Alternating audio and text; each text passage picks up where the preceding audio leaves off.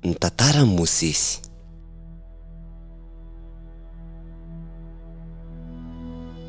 Indray andro taloha efa ela be tany Egypta dia nisy zazakely atao hoe Mosesy. Teraka tamin'ny vanim-potoana feno fahasarotana tamin'ny vahoakany izy dia ny Israelita.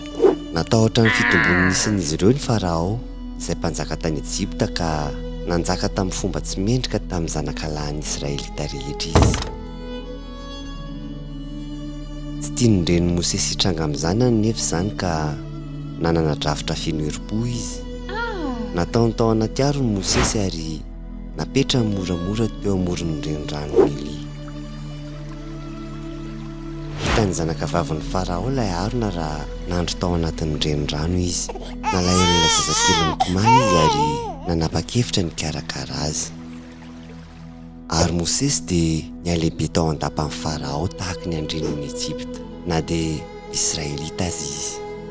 Rehefa lehibe Mosesy dia hitany ny fomba ratsy nitondran'ny Farao ny Israelita.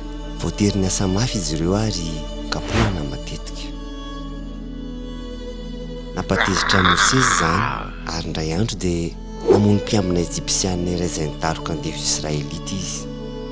Tahorin'izay dia tsy maintsy niala tany Egypta Mosesy ary nandositra nakany amin'ny firenena lavitra. Andriamanitra niteny tamin'i Mosesy avy tamin'ny kirihitra mirehitra nefa tsy may. Nilaza tamin'i Mosesy Andriamanitra mba hiverina ny Egypta ary angataka amin'ny Farao mba hamelany Israelita handeha malalaka. Sarotra ho an'i Mosesy nefa niverina tany Egypta. Tsotra ny valiny. Tsy te hihaino an'i Mosesy Farao ka nandefa bosafolo Andriamanitra mba handresina lahatra amin'ny Farao hamelany Israelita. Feno sahona teny rehetra teny, bibikely, aizina mihitsy azy nandritry ny andro. Taorian'ilay loza farany sady mampalahelo indrindra dia nanaiky hamelan'ny vahoaka Israelita ho afaka ihany ny Farao. Mosesy no nitarika ny vahoaka ary ny Israelita nivoaka avy tany Egypta nefa mbola tsy tapitra ny dian'izy ireo. Rehefa tonga teo amin'ny ranomasina mena izy ireo dia niova hevitra tampoka Farao ka niverina nanenjika ny Israelita indray niaraka tamin'ny miaramilany. Natoky an'Andriamanitra trano nefa Mosesy ary dia naninditra ny tanany izy ary nisy zavatra tsy mampino ny trano. Nizara roa ny ranomasina ary nandeha tamin'ny tany maina ny Israelita. Rehefa azo antoka ny ain'ny Israelita rehetra dia niverina tamin'ny laona ny ranomasina ary tsy afaka nanaraka azy ireo intsony Farao sy ny miaramilany.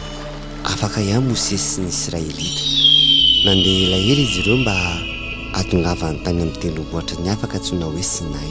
Teo no nanomezan'Andriamanitra Mosesy ny teti-fony izay fitsipika manan-danja mba ahafahan'ny olona miara-miaina ao anatin'ny fahatsarana. Feno zavatra mahatalanjona sy fahagagana ny fiainan'i Mosesy. Nanomboka izy fony mbola zazakely tao anaty arona, mandra-palehibeny ka lasa mpitarika lehibe izay nanampy ny vahoakany ahita fahafahana. Ary nanoro azy ireo ny fomba fiainana ao anatin'ny hatsarana sy ny fahitsiana.